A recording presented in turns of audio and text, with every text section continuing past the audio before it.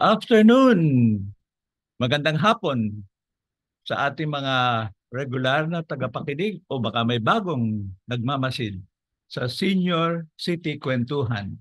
Every Saturday, 3 o'clock to 4 o'clock in the afternoon. Brought to you by our three sponsors, Education Network Philippines, particularly the Adult Learning and Education Program, Senior sa panahon ng COVID, and Lapis Siso Channel.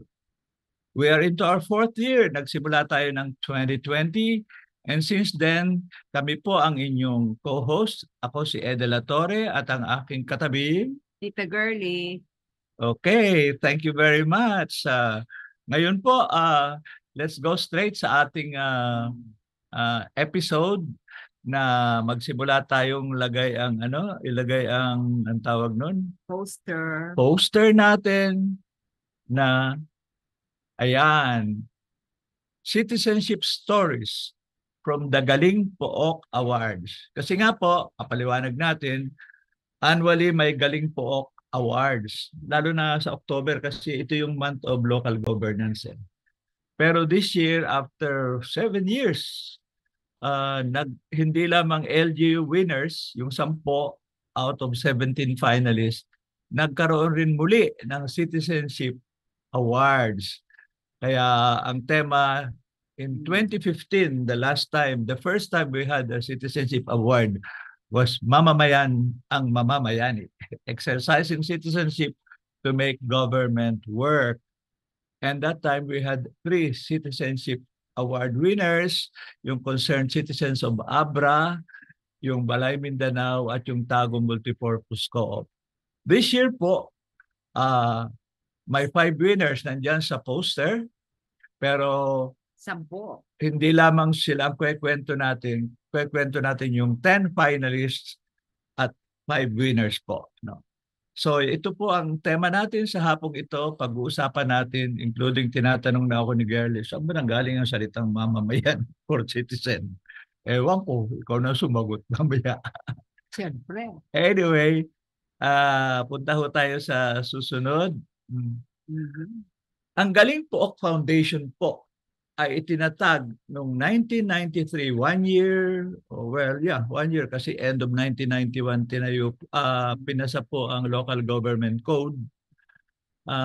After a year, yung Ford Foundation gave a grant na i-honor, i-recognize yung magagaling na local governments, no? Originally ano po 'yan, managed by the Asian Institute of Management, pero later nag-spin off na lang na mahirap na sa isang institusyon, maghiwalay na lang ng foundation. Kaya nagkaroon ho ng Galing Pook Foundation. Ako po'y unang na-involve yan as a member of the National Selection Committee, and then later naging member po ako ng board, and then patuloy ho kaming miyembro ngayon ni Girly ng Galing Pook Foundation. And this year's theme, kasi 30 years sabi niya, level up naman tayo. Hindi tulad ng dati lang na basta bago exciting. Kailangan, iba naman. Kaya ang hirap manalo ngayon kasi laging tatanong, meron ng ganyan dati. At saka, ang sabi ng ibang dyan, galing pookable ba yan? Yung parang talagang outstanding. So, magsimula po tayo with a very short video promo presentation ng Galing Pook tungkol sa kanyang kasaysayan. Is just 1 or 2 minutes po.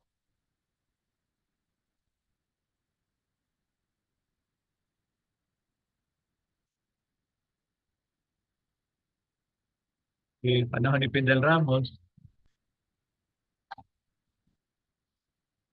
Pero ngayon, 2023, 30th year. So, ayan. Launched in October 1993, the Gantimpalang Panglingkod Pook recognizes outstanding local governance programs that are innovative, resilient, and sustainable. These programs have become benchmarks that set the bar high when it comes to public service. People's empowerment is realized when citizens exercise their rights to make government accountable, effective, and transparent. Thus, the Citizenship Awards was born in 2015 to feature the many ways that Filipinos can contribute to nation building. Join us as we celebrate Yun, good ako local nagbigay. governance and active citizenship Teka lang. towards building resilient communities. Hindi ko na mabaw. Anyway, yan po ang very simpleng promo. Ito naman na souvenir photo lang para mapasama tayo.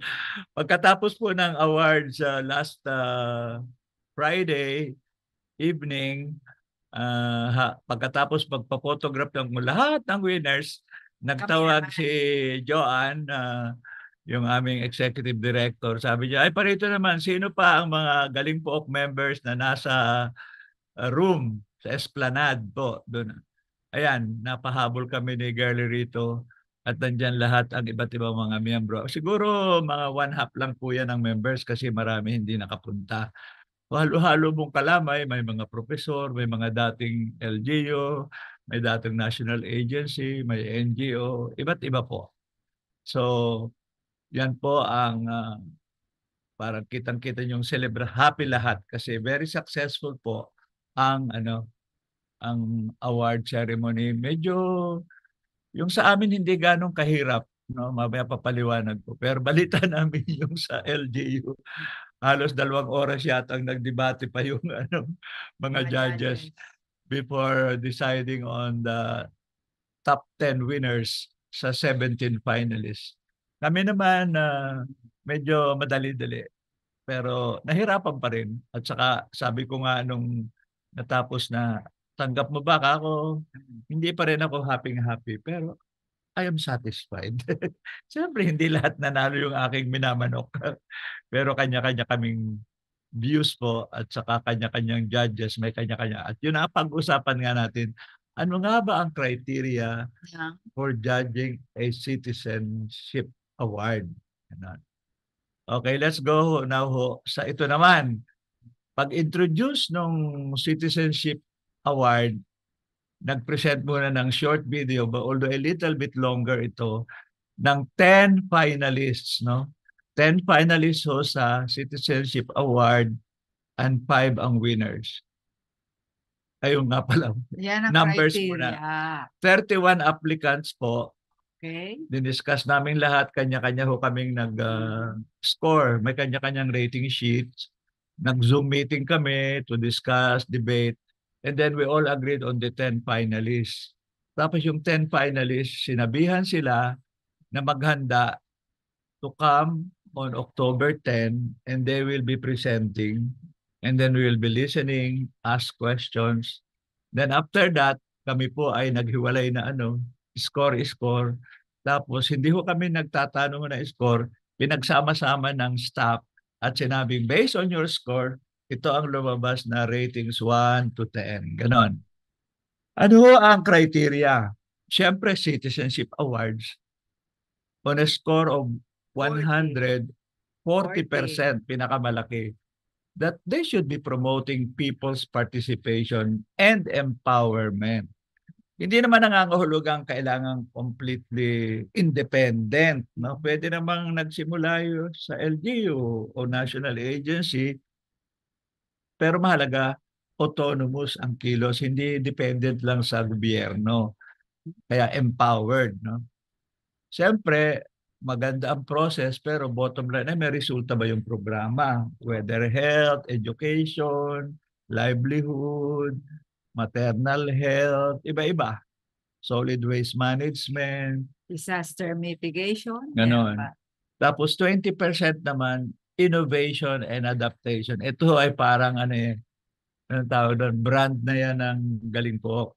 You must innovate. Medyo bago-bago naman, hindi tulad ng dati. Pero ang pangalawa, mahalaga pati yung adaptation. Sabi nga na, ang tawag ho dyan, hindi technical leadership na alam mo na ang solusyon, sinong gagawa, implement na lang.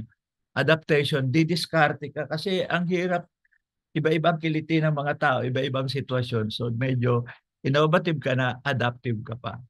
And of course, lalo na sa mga NGOs, people's organization, community organization, paano magpapatuloy yan? Lalo na kung patay na yung original founders or wala na yung dating pondo, paano isusustain?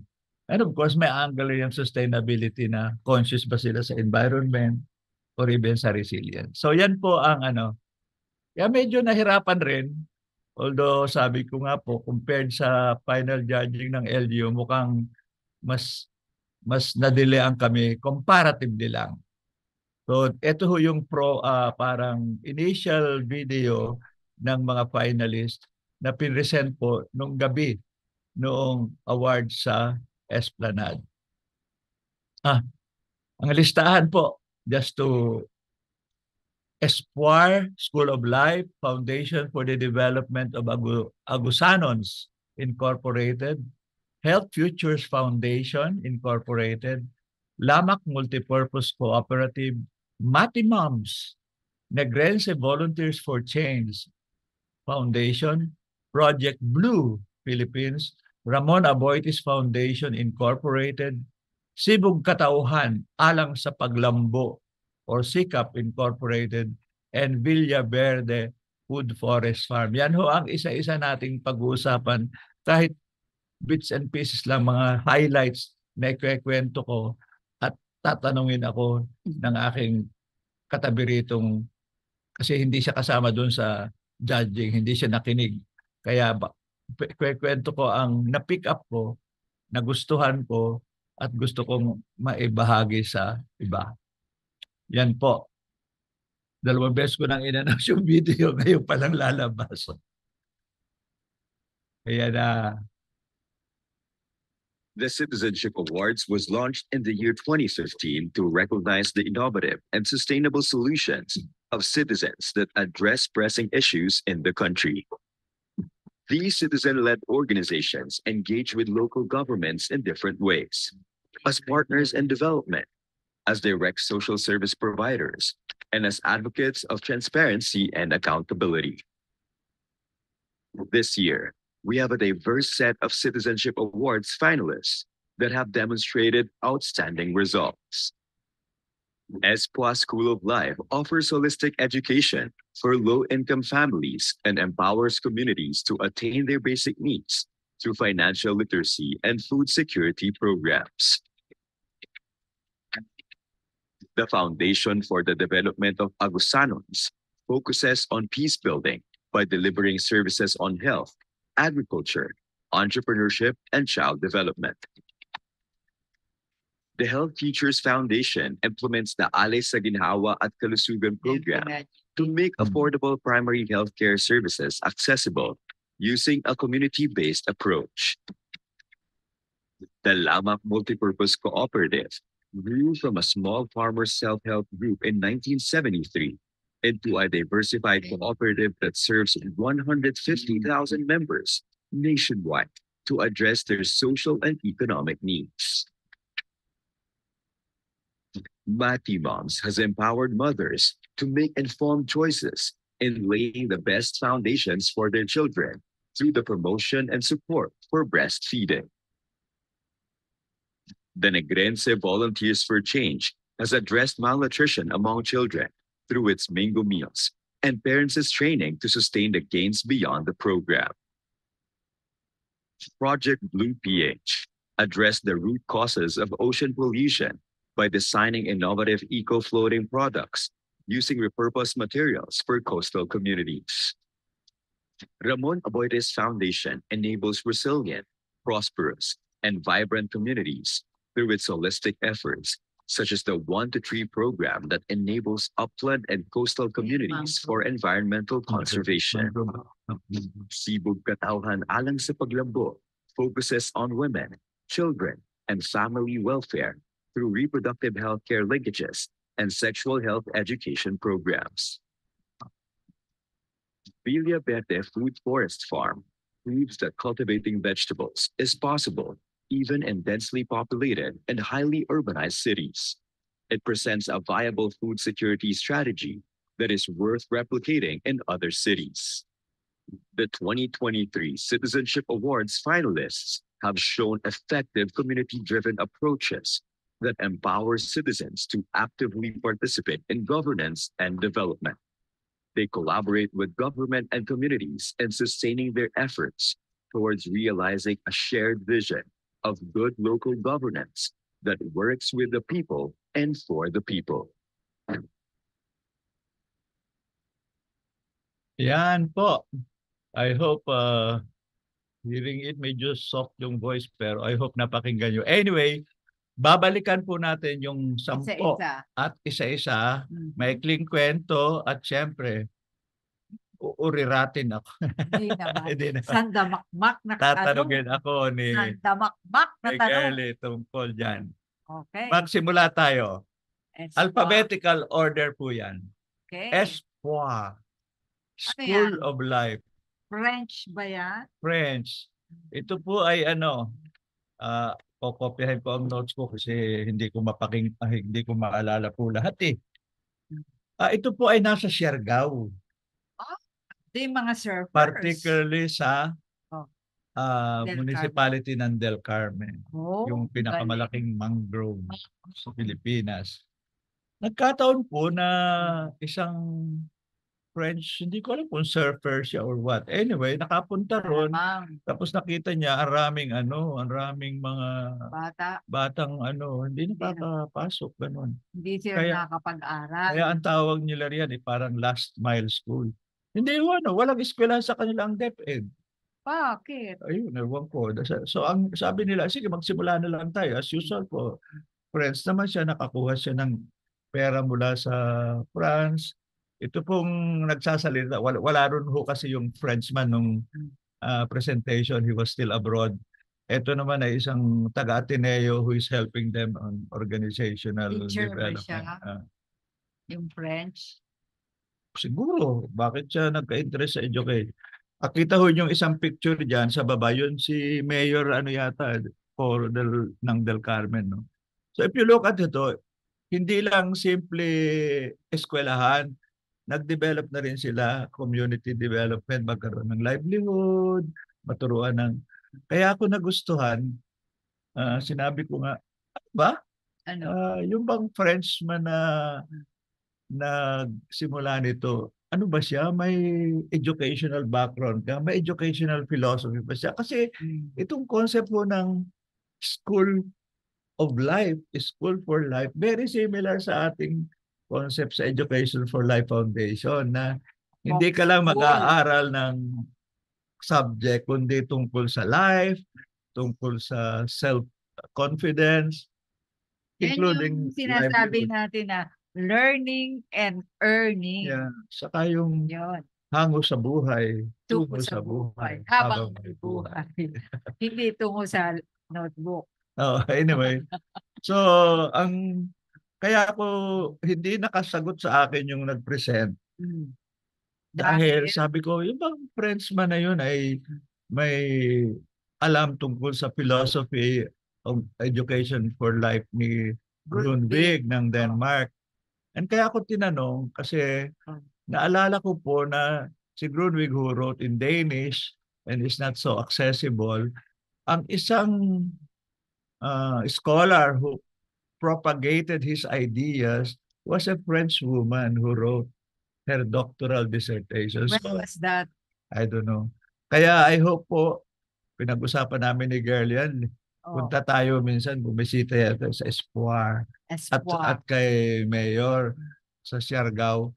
Kasi I want to find out the philosophy. Pero nung una po, lahat kami, impressed. Pero siyempre, ang tanong, ay maliit pa lang yan, nagsisimula pa lang. O baka eskwelahan lang Balinggit. Citizenship ba yan? Kailan ba yan tinayo? Kailan ba? 2016, 2017. Pandemic. Oo. Tapos talagang, at yung point niya, wala pang perang nakukuha sa DepEd para dyan. Although yung isa nilang nakuha ngayong parang program director, dati yatang DepEd teacher. So baka may link. Pero anong kung yun lang, yan? Primary yan? Basic education? Early childhood, grade 1, grade 2. Okay. Ang habol nila eventually hanggang K-12. Kaya mahaba yan. Hopefully, either DepEd eventually adopts it. Pero kung pera lang, pangit. Kasi baka yung philosophy nito, baka malayo sa konsepto ng karamihang nasa DepEd pa. Sana yun ang mahalaga. Pero ang isang posibilidad, and that's where isang factor sa citizenship, naka-engage sila sa local government. So, Kaya andun si May. pwede silang baka tulungan ng local government. But only that, maliban sa pilot nila na labing tatlo lang yata o 17 bata yung una. So parang masyadong maliit for an award.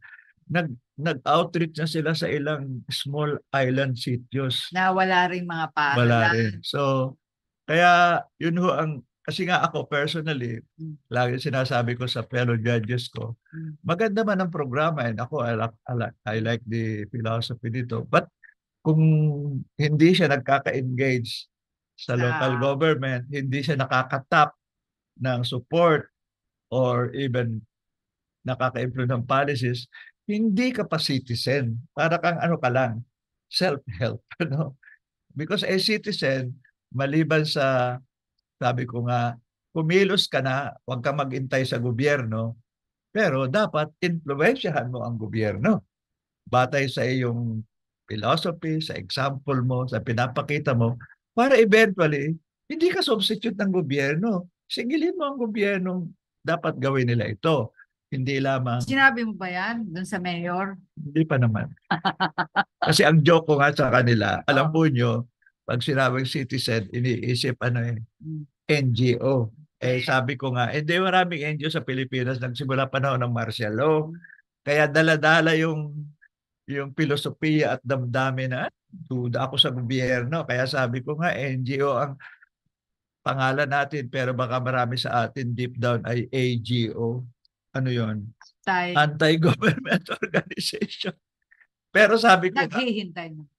Hindi, kasi sa DSWD noon, yung panahon ni Dinky, may filosofiya rin siya na ang papel ng citizens organization at NGO, apat At ang una, pwedeng bantay. Okay. So yung may duda ng konti, bantay, singil.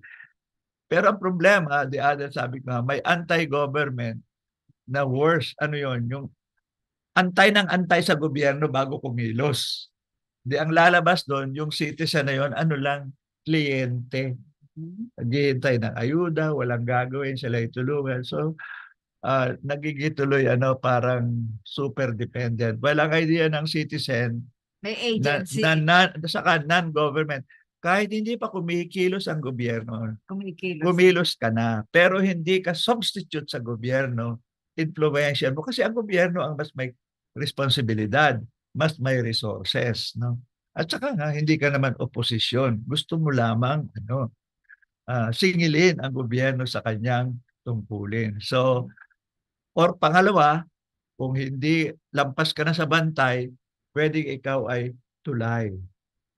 Itinutulay mo kasi yung mga marginalized, lalo na pa hindi ganun ka-educated, hindi alam ang proseso, hindi kilala ang mayor, konsehal o kahit barangay captain.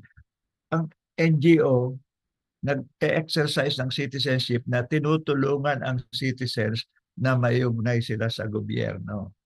Okay ba yon? Pero gano'ng karami na ngayon ang estudyante niyang yan? Nasa hundreds pa lang. Limited ang resources Kaya nga inisip nila, sabi namin, paano kayo magpapatuloy? Di siyempre, kahit paano may nag-donate pa sa country of origin ng founder. Pero sabi nga niya, nagne-negotiate nila sa local government. Ako personally, I think, nagka-interest ako. I'm sure there are others na magkaroon ng interest. Anyway, gano'n lang ho. Yun ang first idea na gusto nating introduce. Ano ba ang ibig sabihin ng citizenship? Hindi ba kikilos ka kahit hindi pa kumikilos ang gobyerno? You can be critical, pero ang eventual target mo, iugnay ang tao sa gobyerno. Pangalawa, i-challenge sila ang gobyerno na gawin ang kanyang tungkulin. Tapos, pangatlo nga is, makikipag-partner. So, kaagapay ka na. So, yan ang kaibahan ng pagiging rebelde. Well, ang rebelde kasi ay rin yan. Mamamayan din siya. Oo, pero siya, alternative government ang habol mo. Iba pa yon, iba pa usapin yun. Namamayan. Wala pang award yun. Ire-red tag ka. Okay. O tama na, bago tayo mapasubo. Kasi red t-shirt ka. Dino ko no, orange ito. Sunod. Ayan. Sa Agusan. Foundation for the Development of Agusanos Incorporated. Alam mo yun? Diyan ba yung mga Subanen o Hindi. Manobo? Ano sila? Manobo, oh. Manobo. Ang Okay. maganda ho yan na noon ko lang siya na-meet po ang founder at director niyan. Ang pangalan niya ay si Si Rex. Rex Linaw. Si Rex. Sabi niya, "Oy," sabi niya, "kilala kita." Ano 'yon? Nung ako seminarista, binasa ko ang Touching Ground-Taking Route. Walang yaka ako. May pagka-aktivista ka ba? Well, joke lang kami. Anyway, maganda ang programa niya kasi una-una pumokus siya talaga sa Agusan Marsh. Kaya yung idea ng mga tao ay by floating houses, floating daycare, pero ang whole point magkaroon ng livelihood at saka working with IPs. Matagal na, 1998 yata. Hindi. Oo. 2004 po. Nakakuha rin siya ng iba't iba, marunong mag-mobilize ng resource. Again, non-government, no? Some foreign, some local. Pero ang approach niya na nagustuhan ko ganito. Nagsisimula sa tawag ay self-help group. Yung parang ano lang, ang tawag paluwagan, yung nagsiself. Pagkatapos, pag medyo may nagagawa na sila, ika-cluster niya. Kasi yung self-help group na maliliit, walang masyado magagawa project. Sila ay water. Hindi naman, pero marami kasi ang laki ng Agusan Marsh. Sa Agusan Marsh. 8 bayan yata yan ng Agusan Sur. Okay. Pagkatapos, pag sila may clusters na, so over this year, so 76 na ang self-help groups niya na nabuo. Pangalawa, nakasampu ng clusters, yun pwede na mag-reforestation, mag-livelihood, mag-iba pro. At yun ang nagustuhan ko, nakapagtayo na sila ng federation ng mga women participants. I think it's a very nice proof sa aking binibigyan ko ng weight yung 40% yung participation and empowerment ng mga mamamayan, no? Tapos ito kasi alam mo yung henerasyon natin, bagamat is younger than us, no? Yung ganong malikot ang mahilig sa mga acronym, yung ganon. So ang program ko, sabi niya ay peace. Anong ibig sabihin? Participatory, encouraging, appropriate, nakalimutan ko ang C, at ang E ay environmental friendly. Parang ganon yata. So sabi ko nga, "Uy, maganda tayong nag-meet tayo rito." At tapos beyond Agusan, meron na siyang ilang program sa BARM, ganon. Pero more important, kasi ang tanong lagi sustainability. Sabi niya, sa totoo lang, konti ang graduates or NGOs who will be working there. So meron rin siyang small pa lang, nagsusupport sila ng college scholarships para eventually there are college graduates and professionals. Eventually magiging staff rin siguro kasi nga and he has to keep raising funds, no? Pero maganda, kinikilala na yung kanilang mga ginagawa. Kaya I think actually sa totoo lang ayoko namang sabihin ang kanya-kanya story. Isa sa akala ko, ito papasok doon sa top 5 eh. Kasi yung mga top 3 madali-dali, pero yung 4, 5, 6, 7, 8, ako talagang git-gitan niya sa score. Ay sabi namin, sa halip na kami magdebate pang paisa-isa kasi may kanya-kanya hilig, inalaw na lang namin ang staff. Okay, score us as we gave them and then they calculated kung ano. But he was very close for me na sana yung nakapasok sa nalungkot winning. ba sila? Hindi naman, sabi nga niya, magaling na rin unang-una. Sabi ko nga, I never heard of you before eh. Normally tayo sa NGOs, kilala natin eh, no? Pero sabi niya, iba nang napakinggan ng gawa ko. Nakasulat pa siya ng libro, kaya promise siya, papadala niya ako ng libro niya. At sabi nga niya, siguro pinagtagpo tayo ng Panginoon. Okay. Katoliko siya. Seminaryan nga. Ng ano? Ah, Diocesan? diocesan.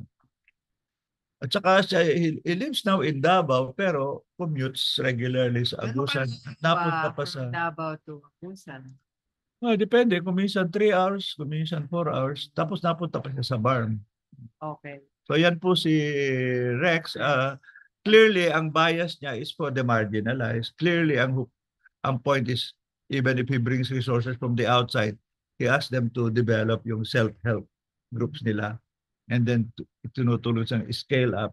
At ang pag-phase out niya, sabi niya, eventually, sana yung federation na yung lalakas. And more important, sana the LGUs will see the value and take up the program. So balik na naman tayo. At some point, a citizens movement can continue, pero sana naka-influensya sa gobyerno, special lokal, na i-adapt kung hindi man lahat ang ibang. Parang may ritual sila dito. Kasi ito ang IPs eh. So karamihan ng members ng self-help ay mga IPs. Halo-halo. Pero karamihan IPs dahil nga Mars Manobo. dwellers. Okay. Next. Hindi ko natanong siya, paano yung ano yan, insurgency, counter-insurgency. Sabi niya, nga, may problema pa rin dyan kasi seen as a red area rin yung lugar. Dilemma talaga. Yung sinabi mo nga na, unfortunately for the security forces at kuminsan kahit sa politicians, they still associate pag ang citizen ay maboka at saka nagdi-demand rather than nagbebeg at saka may idea at saka can be critical sa tingin ano ka Rebelde. either opposite kasama ka ng kalaban ko or worse rebelde ka. So isa rin yun sa we have to carefully navigate sa pagbibigay nitong Citizens Award. But hopefully an award like this also protects them from unnecessary parang negative red tagging or whatever. So ayan po ang dalawa sa finalist. Yung una napasama sa top 5, ito hindi napasama. Pero kita nyo, iba-iba silang klase pero lahat sila ay magaling. Sabi nga sa akin ni Edna, yung katabi ko siya, sana panalunin na natin lahat yung 10. Ay kako, hindi, nag-decide na tayo na 5 lang. At saka kailangan pa rin, even though lahat sila ay magaling, some are a bit more outstanding than the others. But this one I really feel is quite outstanding. Pero ito ay super outstanding talaga. Bakit? Si Jimmy Tan yan. Health Futures. Actually, chairperson na lang siya. Hindi siya ang presidente or executive director. Pero dahil hindi available siya nag-present. Kaya nung siya ay nag-present, sabi ko, ay, paano yan, Jimmy? Hindi ka lamang, ikaw ay selection committee rin ng galing po sa LGU level. Pero sabi ko, citizenship ito, kaya may iba. Interesting yung kwento ni Jimmy kasi kilala naman natin siya yung pumalit kay Johnny Flavier na Department of Health. At saka talagang Dr. to the Barrios yan, very innovative. Pero sabi nga niya, tinayo nila yung Health Futures Incorporated. Medyo matagal-tagal na rin, 1998. At ang idea nga nila, nagsimula sila puro research lang muna. Research. And then they conceptualize a program na ang ganda ng pangalan, Alaga Ka. Alaga Ka. Alaga Ka. Ang ibig sabihin, alay sa, ano kaya? Alay sa Ikaw nagsulat at kalungan. Hindi ko na alam, at kalusugan. Galing yata at kalusugan. Anyway, nagtatrabaho sila, hanap sila, nasan ang poorest? Yung unang analysis statistics, ang poorest ay Samar Island pala. Kaya doon sila nagtrabaho una. Pero later, nagtrabaho na rin sila sa South Cotabato. lalo sa mga blood. Pagkatapos Do they recent, measure the poorest? From hindi, what? Philippine Statistics Ah, Authority, okay. no? Including mataas ang maternal at Maternal impact. uh, ang Maternal and isang infant particular mortality. insight niya na hindi nakalagay rito. Sabi niya, can you imagine sa Blaan, there was not a single Blaan speaking at Blaan origin na midwife o nurse. Kaya sabi niya, you can understand bakit people do not access kasi walang nagpapaliwanag sa kanilang sariling salita at ayon sa kanilang kultura. Kaya talagang ano sila, community organizing, community-based health workers, 3,200 na ang kanilang na-train na community-based health workers. Since when? 36, since 1998, 36 na ang kanilang communities na 24 na ang barangay health centers at saka include especially IP communities. Mabigat talaga. Definitely, I think with many of us, parang top talaga agad siya. No? Important na ang health, magaling mag-mobilize, may output. Yung kanyang film na pinresent, interesting. Salcedo. Mahaba mga 10 minutes, mahirap. Anyway, Salcedo sa Eastern Samar, every single household, Ay, kompleto ang datos ng kanilang health profile. Sabi nga ni Doc Eddie Dorota na dati hong PhilHealth board member, that is an example of what the universal health care system is supposed to happen. Na alam mo lahat ang profile, alam ang morbidity, access, ganyan. Sabi niya, bawat kabahayan sa Salcedo, puntahan nyo, meron silang record. So I think that is sabi nga na that's really kaya nang i-replicate. Ngayon, siyempre, again, paano mo isusustain other than raising again funds as a foundation? Ganun na naman, mag-advocacy ka both sa DOH at saka different LGUs, no? Lalo na sa LGUs kasi pag buong DOH, ang tagal-tagal, policy lang yun. Pero LGU to LGU, baka pwedeng they can finance, no? Lalo na ngayon na supposedly basic services are supposed to be devolved to the LGUs. Lamang na-devolve ang responsibility. Hindi naman yata yung pera. So talagang saludo talaga kami sa Health Futures Incorporated. bakit term pero Health Futures ang title? Yun ang pangalan ng foundation. Okay. Siyempre, hanggang future. Pero immediately, alagaan ka. Hindi lang future mo, girl. Alaga kita. Saka ang health nila holistic. Diba? Pati exercise, ganon. Kaya tinanong nga siya yung talagang drastically reduce ang maternal and child mortality. So yan po ang Health Futures. Number 3. Ito pumasok ho sa top 5 winners. And in my book po talaga, well, aminin ko na parang number 1 sa akin yun. Yes. Yeah. Pero ito, ang lapit rin ito. Lamak. Finalist and winner. Ang Lamak ko is a remote mountain barangay. Saan? In Cebu. And the town is called Pamungayan. Ang liit. Yun Pinamungayan. Pinamungayan. Tatandaan mo, kung maalala mo panahon ni Marcos, may programang Samahang Nayon, yung cooperative. Nagsimula ho yan isang Samahang Nayon. Tapos, 70 farmers nag-contribute ng tig 50 pesos. 3,500 ang unilang puhunan. Ang nagpresento ay yung board of directors nga si Richard. Pero pagkatapos, 1972 yun. 19, kailan ba yun? Anyway, 1992, 92, na-register sila as a multipurpose cooperative kasi nagkaroon ng iba't ibang programa. At ngayon, 150,000 members. Hindi lamang sa Cebu. Ay mga members ng co-op na nag-training on organic agriculture, NC2 scholars ng TESDA. Okay. Pero ang isang present nilang tampok na programa, dahil nga marami naman silang programa. May resort pa yan may chapel pa, may kung ano pa. Ay dahil sa feeding program, ay they partner with Philippine Coconut Carabao Center. Binigyan sila ng Fresh milk. na sila ang nagsusupply ng fresh milk. Hindi pa ganun kalaki, pero sa totoo lang, malaki-laki na rin sapagkat parang binibigay yung isang kalabaw sa isang household para alagaan, tapos imi-milk, ganun.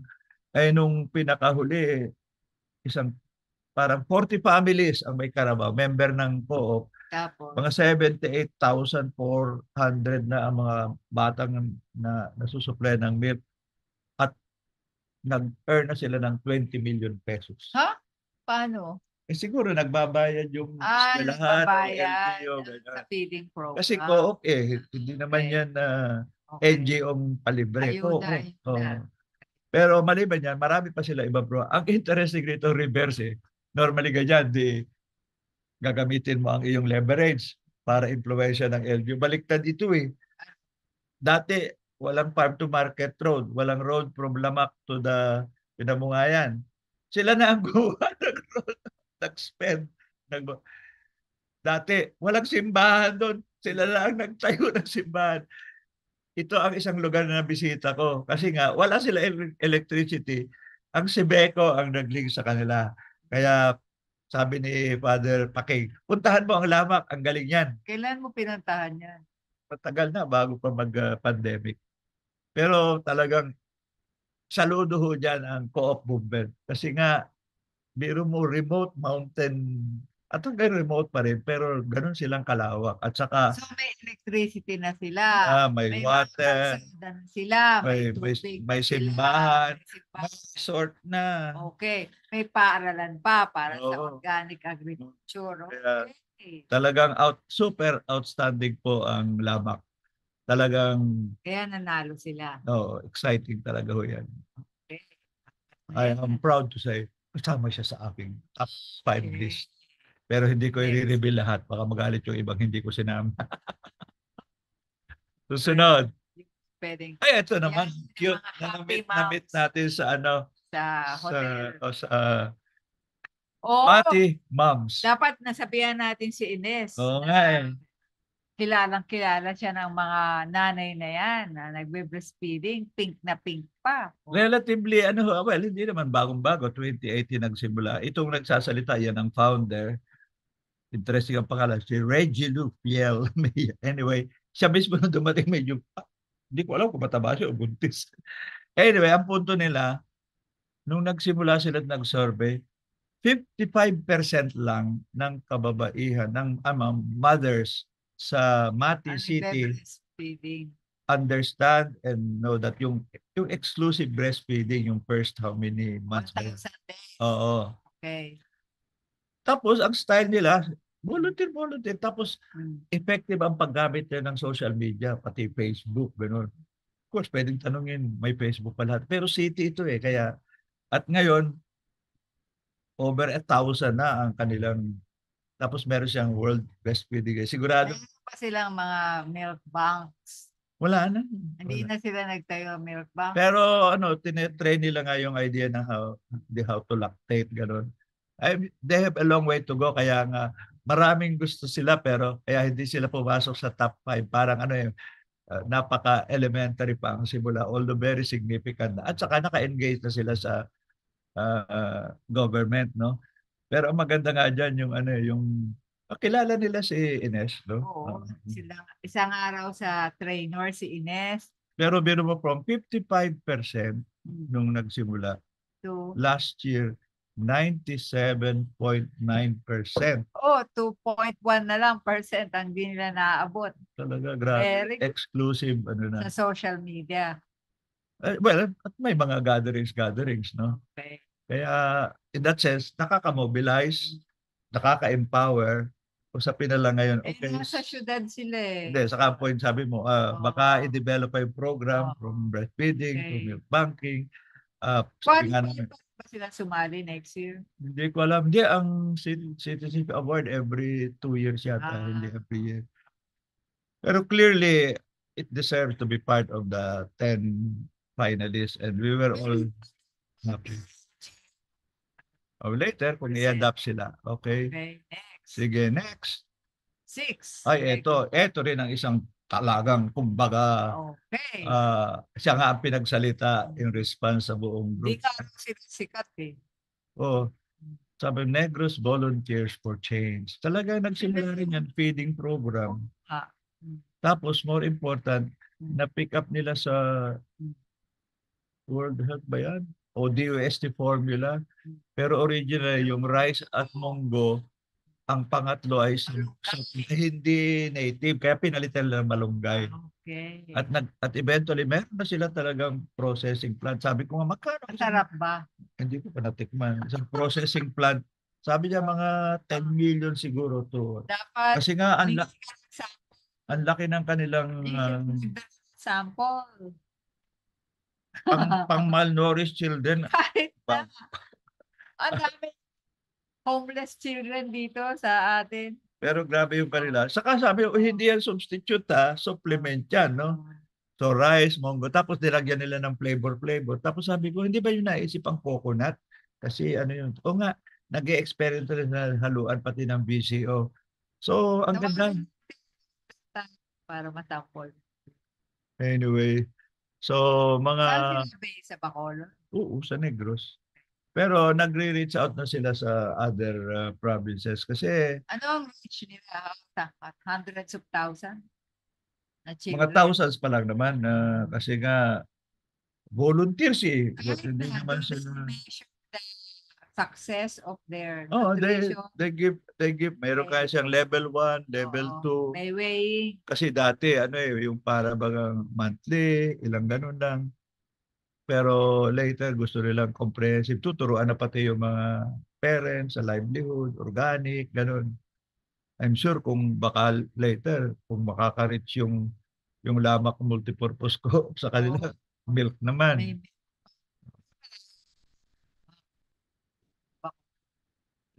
May shipping cost pa yan.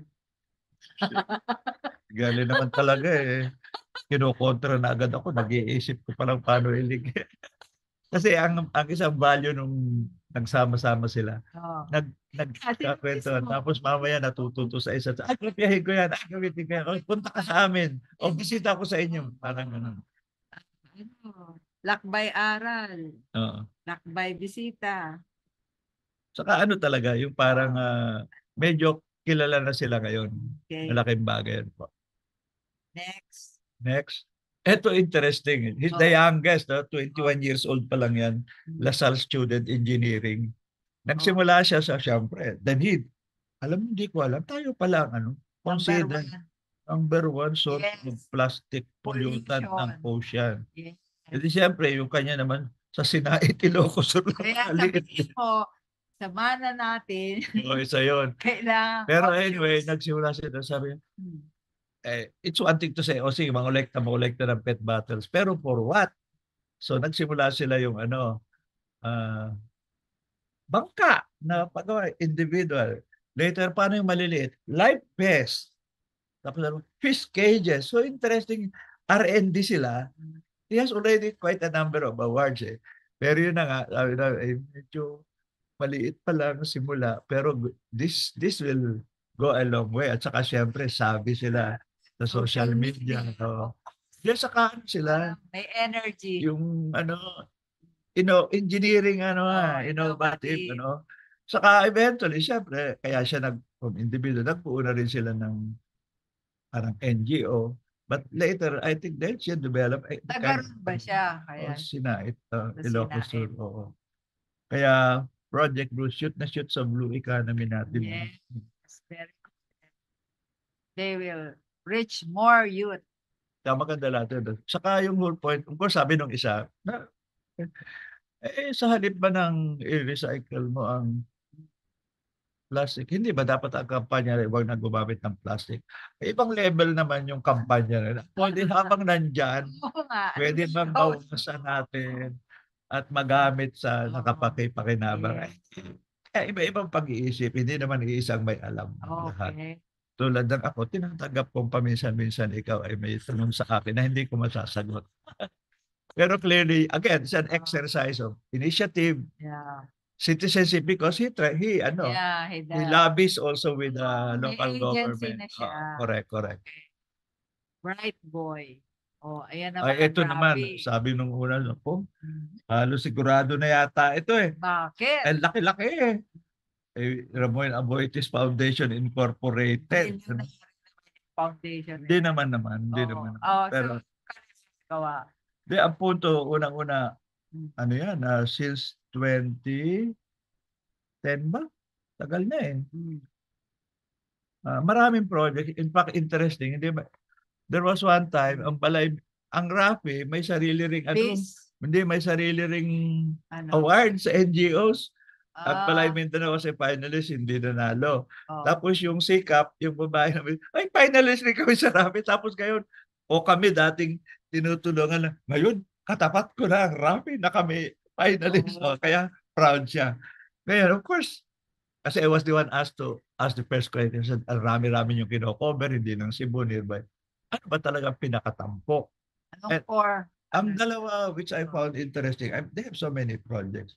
Yung sinabi nilang, talaga, indigenous tree planting, na ginawang 1, 2, 3 lang. Yung Philippine, Oo. native Oo. trees. Pero Saan sila nagtitree planting? all over, iba-ibang communities eh. Sa buong Negros? Hindi, buong Visayas ang kanilang coverage and pumunta na sa Mindanao. Pero ang more important, interesting ay hindi na banggit doon sa Presentation. video, no?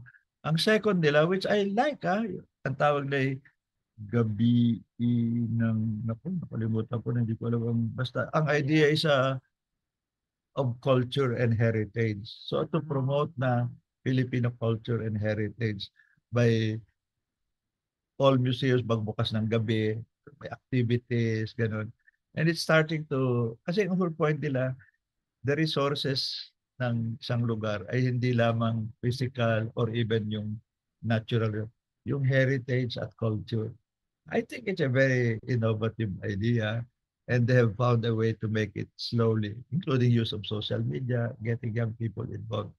Ako personally, I would give that a dagdag na. Give me an example. How do they promote culture? Ngayon, unang-una, existing museums and all that, bukas sa gabi, hindi sa gabi eh. Tapos may mga activities katulad ng paggabi. Kasi nga, so that people gather, not just for anything, but for something, parang native cultural activities. Maganda. Okay. Can you imagine? So, Lucena, pwede sana sa gabi, may gabi ng Lucinahin o Quezon culture, gano'n, di ba? That's Pwede. a good idea. It's a good idea. Vote ka ron. Okay, kaya, yes, kaya shoot na nag-top 5 sa ang Rafi. Bagamat sabi na iba, sigurado ka rin. Hindi naman. Just because malaki ka doesn't mean, depende rin yung programa mo. How many have you mobilized? Ano ba talaga ang resulta? Sustainability is more or less secure. And I think despite the fact na corporate sila, may pera, i-engage pa ng local government. Nagdebate na kami niyan before the start na sabi ng iba, kailangan bang pwede rin ba ang corporate? Sabi, in so far as they use their own money to help people, but more important, to enable them to influence. Corporate could be. social responsibility. It's not the only one siguro, but I think it's one of them. Okay. Okay. Wow, ang bilis na. 7. Ito yung Sikap, yung nakausap ko nga. Kapartner ito nung yung sa Agusan. Kasi nga, pero ang specialization nitong Sikap, yung sexual health and reproductive rights. So ganun rin, nagsisimula sa education, on children, adolescent, adults, so more education yan. Pero organizing at pati na usual livelihood, matagal na rin siya, 2006, gano'n na rin sa areas na yun. Pero more important, magaling silang na-develop nila yung skills nila na maraming LGUs, when they need to plan, sila ang tinatap. Parang na sila, parang consultant resource, and that's when they get part of their income. Na-influensyahan mo na, na natutulog. Pero they still raise their own resources. Pero sa tingin ko, yun ang mahalaga kasi nga beyond yung immediate nila sa Caraga area, pumupunta nila sa iba't ibang areas, no? Pero yun na lang madadagdag ko kasi nga short, huli na ang oras natin. Anyway, the last one, Villa Verde. Paborito ko rin ito sana, pero kasi ang lapit lang sa atin. Nga, puntahan natin. Sabi nila, kami, maliit lang kami. Ako, yung size doesn't matter. Pero ang interesting ito, sa halip na urban gardening lang, nag-develop na sila beyond that, mag-training, tapos for sustainability, meron silang So, Quezon kitchen. City yan. Diyan lang, malapit raw lang sa Katuna. Pagkatapos, nagbebenta na sila ng malapit raw sa doon sa police station doon. Hanapin natin minsan. Sa bandang Makadiyos. Gawa ko banda ron raw. Station eh. Pagkatapos, nag-reach out na sila dalawang other. Basta open space, saka yung maganda yung point nila na kasi totoong inadapt na yan ng Quezon City na magkaroon ng legislation na pag idle land, ipagamit sa iba in exchange na parang you don't have to pay or reduce your taxes. No? So, nagsimula ng pandemic pero ngayon tumutuloy-tuloy na. Now, compared sa iba, ito may pinaka-activista type. Sabi nila, kumampanya kami para kay Joy at kumampanya na rin kami para kay Lenny. So, our point citizenship includes up to involvement in electoral, no? Na hindi naman necessarily everyone should be like that, but that is a case na at least we could say kinumpleto nila ang cycle of citizenship. Sabi nga, from voice to vote. Okay ba? Okay. Kasi patapos na tayo, magsa-summarize tayo. And as usual, Girlie will raise her questions and her insight. Hearing all of that, what do you take away from our I think dahil nga importante yung engagement ng mga mamamayan, iba na rin ang hugis kung basta LGU lang ang titingnan natin at mga programa. At yun nga, itong 10 ito, nakita natin, nagsimula talaga sila sa sarili nilang sikap. So, napakahalaga nun. At ikatlo, meron tayong mga nakikita, di ba? Sabi nga natin, mga islands of hope. Pero ito, mga mamamayan na namamayani. No? Ibig sabihin, bayanihan na pangmatagalan. Kaya dapat mas marami pa ring i-inspire natin na sumali every year na lang, hindi na every 2 years. Bihin natin sa Galing Pook. Kasi ang halaga niyan, kapag nakikita ng mga mamamayan na sila'y nire-recognize din. Halimbawa, yung mga nasa barangay natin, mag-e-election ngayong October 30, kung naiintindihan ng mga mamamayan natin na hindi lang ating tungkulin ay bumoto, kundi makilahok sa mga programa na ikauunlad ng mamamayan. At makikita rin ng mga LGU na ang aking pala mga botante ay hindi pang-ayuda, kung hindi mga partners sa pag-develop ng ating kabuhayan at kamalayan. Palagay ko, isang tool yan na napaka-effective, no?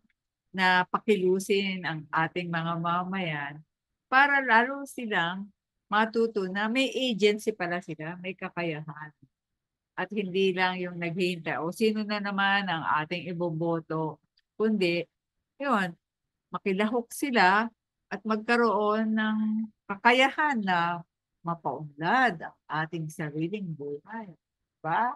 Kaya nga yung kung babalikan natin, ang award ng Galing Pook, ang ina-awardan ay Pook. Hindi yung gobyerno lang. Okay. At ang Pook, lugar, pati environment, ay kombinasyon ng gobyerno at mamamayan. Yes. At yung bagay yung dati hindi Oh. naman hindi man prescriptive pero interesting yung lumabas ng panahon ni na sa DSWD. Unang-una, ang mamamayan pwede talaga maging bantay. Kasi lalo na ngayon, kung gusto masyado confidential pa. Dapat Pa- maging concerned and inspiring fun. Ngayon, pangalawa, pwede ring maging tulay sapagkat hindi lahat ay may access. At yung may connection, ayusin. So, papel rin yun ng isang mamamayan. Mhm. Pangatlo, yung bilagit ko sa sikap, pwede kang gabay. Sila mismo hinihinga ng advice at tulong ng gobyerno para magplano-plano. At yung pang-apat, may kaagapay. Pwedeng ikaw, tapos kinuha ng gobyerno, pero tuloy pareho partner. Or So, nagsimula sa kanila, pwede pumartner sa amin. Apat pa yun, makakaisip ka ng panglima pang function ng citizen. Bantay, tulay, gabay, kaagapay. Meron pang kantabay. Yung nagko-coordinate ng maraming mga programa. Diba? Sige, pwede mag-isip ka pa. Ngayon, baka pwedeng 10. Kabis. Pero yun na nga, Oh. ang nakita kong Oh. isang cutting across lahat yung 10, iba't Yeah. iba lang.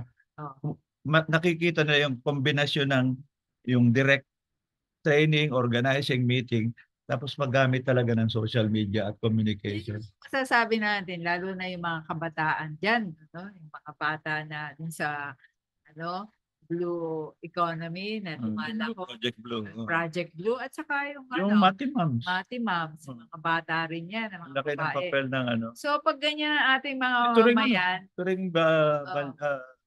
sinare. Villaverde. Mas makikita natin, wow, proud Pinoy ako. Correct. Diba? Proud Pinay ako. Hindi ko kinahihiya ang pagiging Pilipino at Pilipina namin. Kasi may nagagawa kami para umunlad lalo ang ating buhay. Kaya yan, yung mga ganyang kwento, dapat isang damakmak na ipamahagi at sabihin natin, meron tayong hindi lang mga namamayani, kundi talagang namamayagpag ang kanilang talino at kakayahan. Okay. Damakmak na Bago pa ano pa ang sabihin pang iba ni Girlie. Pilipino at Pilipina. Yan. Yan po nagtatapos sa huling salita ni Girling, mahirap nang sundan pa. Pero alam na muna natin, panahon ngayon nakakagulo ng issue, nangyayari. Marami mga sa henerasyon naming namatay, may problema sa Hamas at Israel, may problema. May tension pa dyan sa West Philippines. Maraming bagay, pero mahalagang may mga kahit maliliit, pero hindi naman malinggit, kundi substansya ng bagay, marami na pagkagalingan ng pag-asa. Sapagkat mahirap nga raw, mahirap mag-isip, mahirap kumilos, magkaroon ng energy. Pag deep down, sa tingin mo, ay, wala namang mangyayari. Pero, at sabi, pag wala ang gobyerno, ang whole point nga ng citizenship, gawin mo ang kaya mong gawin, pero sikapin mong influensyahan ang gobyerno para kayo magkatuwang sa pagsulong ng kailangan ng kapakanan ng ating mga komunidad. Diyan po nagtatapos ang ating episode 29 ng na mga mamamayan, na nakamayani. Senior City Kwentuhan sa temang mamamayan ay mamamayani. Citizenship Stories from the Galing Pook Awards. Brought to you by Education Network, particularly Adult Learning and Education Program, which is important for citizenship. Yes. Senior sa panahon ng COVID, ang mensahe natin, you're never too old to learn. And every day is a learning day. And Lapis Siso Channel, Tinagari, who influence us to use social media to deliver our message and to inspire others so that they can continue to hope and act on that hope. Sabi nga, doom spiro is pero. While I breathe, I hope. Ito po si Ed De La Torre at si Tita Girlie. And maraming salamat sa aming techie na si Cass. Magandang Sabado, weekend sa inyong lahat. Maraming salamat po. Cass, okay na kami.